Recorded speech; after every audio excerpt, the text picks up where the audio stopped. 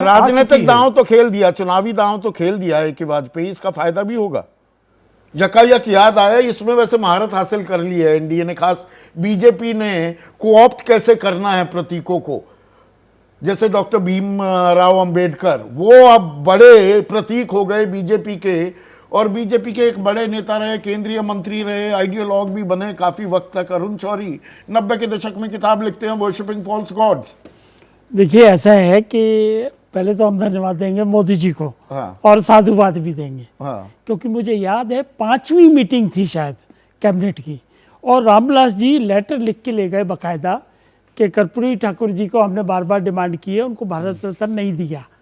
वो बात है और आपकी बात है। उसके बाद कई बार इन्होंने रिमाइंड कराया, चुनाव आते ही याद आता है 2000 आखिरी बार भारत रत्न दिया गया 2019 में नानाजी देशमुख, भूपेन हजारिका और प्रणब मुखर्जी को।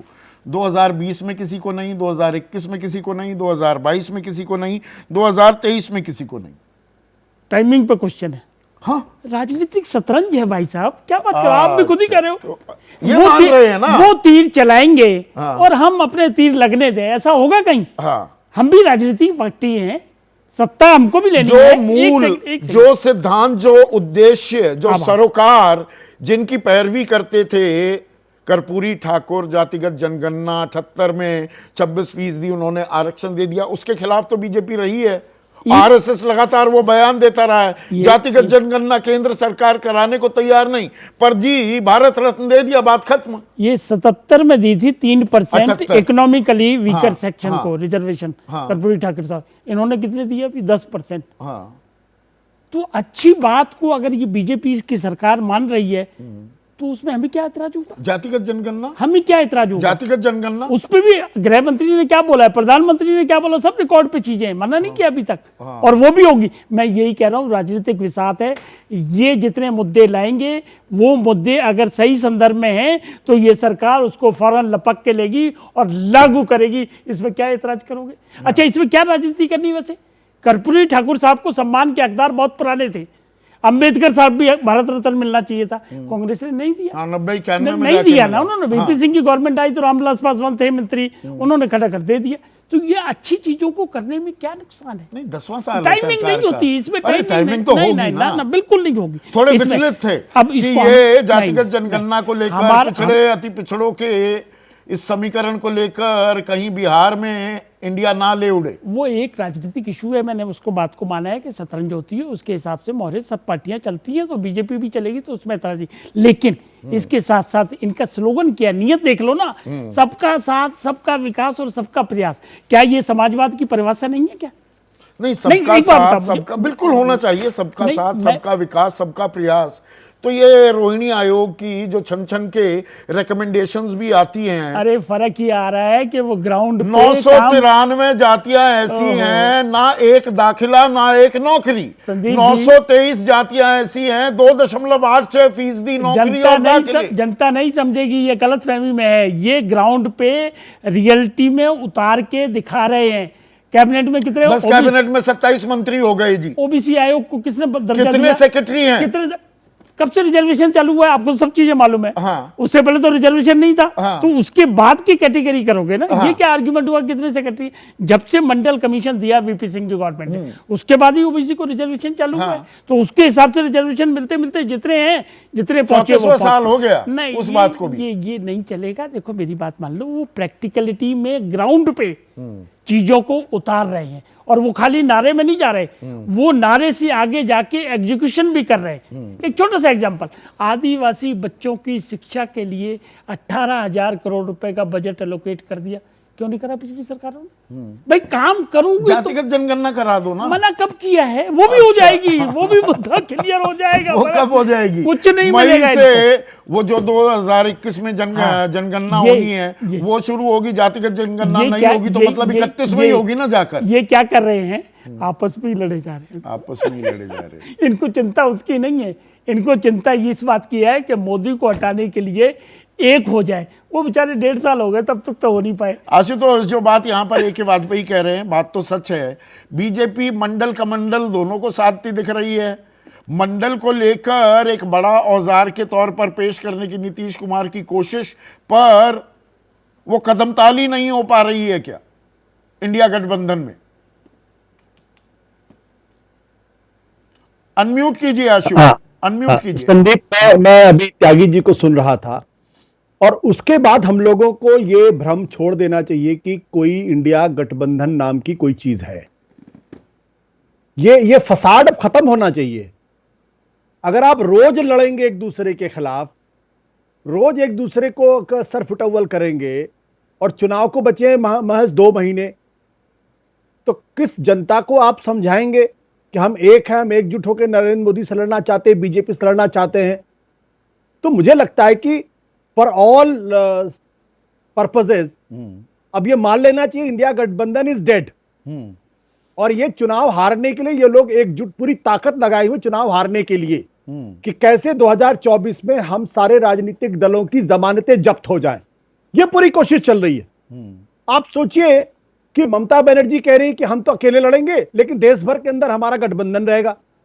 बंगाल में गठबंधन हो नहीं पा रहा है और यहां कह रहे हैं हम देश भर के अंदर गठबंधन रहेंगे।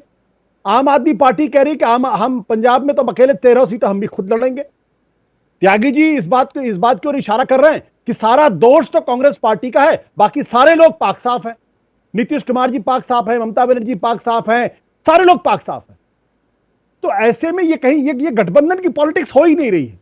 ये बेसिकली ब्रिंकमैनशिप की पॉलिटिक्स हो रही है, वनमैनशिप की पॉलिटिक्स हो रही है और बेसिकली बहुत छोटे छोटे हितों को लेके अपनी ईगो को संतुष्ट करने की। जो आपके पास एक कार्ड था उसको यूएसपी बनाना, बीजेपी की कमंडल तो यूएसपी है ही, मंडलीकरण भी हो चुका है। यहां पर जो कार्ड था उसको भी अपनी पहचान बनाने में कामयाब नहीं होता दिख रहा है गठबंधन। इंडिया गठबंधन की बात करूं तो मैं आपकी बात से पूरी तरीके से सहमत हूं भाई। एक तरफ आप बीजेपी की तैयारी को देखिए, वो राम मंदिर के इनॉग्रेशन को पिछले 20 दिनों में इतना बड़ा मुद्दा बना दिया। चलिए कांग्रेस पार्टी ने कुछ नहीं किया, नीतीश कुमार जी ने, लालू यादव ने बिहार के अंदर कौन सा मुद्दा खड़ा कर दिया जिसके आधार पर जनता का वोट उनको मिल जाएगा? ममता बनर्जी ने कौन सा मुद्दा खड़ा कर दिया इस दौरान? अभी ये लोग संभल भी नहीं पाए थे कि अगले ही दिन कर्पूरी ठाकुर को भारत रत्न देने की बात हो गई। तो एक तरफ वो एक के बाद एक तर्कस से तीर निकाल के चला रहे हैं और यहां आपस में ही लड़े मर जा रहे हैं। तो ये संविधान को बचाने की जो बड़ी बड़ी बातें की जाती है, लोकतंत्र को बचाने की बड़ी बड़ी बातें की जाती हैं, ये इंडिया गठबंधन के नेताओं को शोभा नहीं देता है। और मैं पूरी जिम्मेदारी से इस बात को कह रहा हूं। अगर पंकज शर्मा का यह कहना आशुतोष कि नहीं इससे फायदा नहीं होने वाला है, पिछड़ा कोई इतना मासूम या इतना अनजान थोड़ा है, वो देखेगा कि ये तो चुनावी दांव खेला है बीजेपी ने। असर तो तब होता ना जब आप उसकी काउंटर, उसकी काट आपके पास होती। जब आपस में लड़ने से फुर्सत नहीं है, जब यही तय नहीं है कि नीतीश कुमार इंडिया गठबंधन में रहेंगे या नहीं रहेंगे, क्यों नहीं नीतीश कुमार प्रेस कॉन्फ्रेंस करके पूरी जिम्मेदारी के साथ कहते कि ये हमारे खिलाफ एक अफवाह फैलाई जा रही है और पूरी जिम्मेदारी के साथ मैं कहता हूं मैं इस गठबंधन के साथ हूं, मरते दम तक रहूंगा। और जो लोग अफवाह फैला रहे हैं वो उसी दिन से अफवाह खत्म हो जाती। नहीं कहते इस बात को? एक सेकंड के लिए क्यों नहीं कहते? एक सेकंड, ये केसी त्यागी इसका जवाब देंगे जो आशुतोष सवाल पूछ रहे हैं। हाँ, आशुतोष जी हरियाणा, राजस्थान, मध्य प्रदेश, छत्तीसगढ़, कर्नाटका, तेलंगाना, हिमाचल प्रदेश और उत्तराखंड में कांग्रेस पार्टी एक भी सीट किसी को नहीं देगी। उत्तर प्रदेश, बिहार, तमिलनाडु, पश्चिमी बंगाल में अपनी ताकत से ज़्यादा डिस्प्रोपोर्शनेटली सीट मांगेगी। तो आप हमें क्यों दोष दे रहे हैं? आप एक सीट दिलवा दीजिए ना, आप 8 राज्य बताए। और दूसरा ये है, ये खराब बात कह रहा हूं मैं, पिछली बार कितनी थी? आपने 10 की 10 बीजेपी को दे दी, लेकिन हमें नहीं देंगे। राजस्थान में 25 की 25 आपने दे दी, हमें नहीं देंगे। ये चीज़ें मैं आप इस पे नहीं कहना चाहता था मंच पे, ये हमारे कष्ट है। और दूसरा ये है, हमने और आरजेडी ने तीर मार लिया। चुनाव होंगे, हम आपको बताएंगे कि जातिगत गणना के क्या फ़ायदे हुए। जो पहली बार उत्तर भारत में जो आरक्षण का जो कोटा बढ़ाया है, उसके क्या फ़ायदे हम बताएंगे आपको। और जगह तो कोई मुद्दा ही नहीं है। ठीक है आशुतोष, प्लीज अभी 2 मेहमान शांत बैठे से कह रहा हूँ। हाँ, किसी त्यागी एक सेकंड। अगर राजस्थान में, मध्य प्रदेश में और छत्तीसगढ़ में कांग्रेस पार्टी जीत गई होती तो 2024 की लड़ाई और आसान होगी होती। अगर हम लोगों को चुनाव प्रचार में बुलाया होता। संदीप, आशुतोष, हाँ, जो quick comment, please. जो बात में अभी थोड़ी देर पहले एग्जैक्टली उसी बात पर मोहर केसी त्यागी जी ने लगा दी। इसका मतलब ये केसी त्यागी जी के अभी के इस बयान से बिल्कुल स्पष्ट है, इंडिया गठबंधन नाम की कोई चीज नहीं है और ये झूठ, ये भ्रम खत्म होना चाहिए। अगर इतनी तलखी है आपस में एक दूसरे को लेकर, अभी थोड़ी देर पहले मैं एक दूसरे चैनल पे था जहां टीएमसी के प्रवक्ता ने कहा कि नीतीश कुमार का तो कोई भरोसा ही नहीं है, सुबह कुछ कहते हैं शाम को कुछ कहते हैं, सुबह पलटी मारते शाम को चलिए पलटी थोड़ा मारते। विषयांतर हो गए, हम इंडिया और एनडीए पर आ गए। पहले मंडल का मंडल को निपट ले। एक सेकंड आशुतोष, मंडल का मंडल को निपट लें।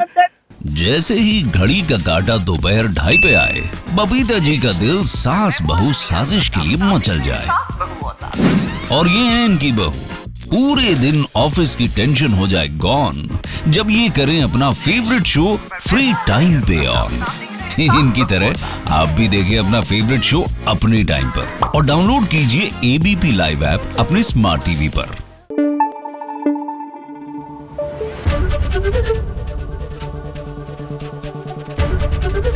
एबीपी न्यूज आपको रखे आगे।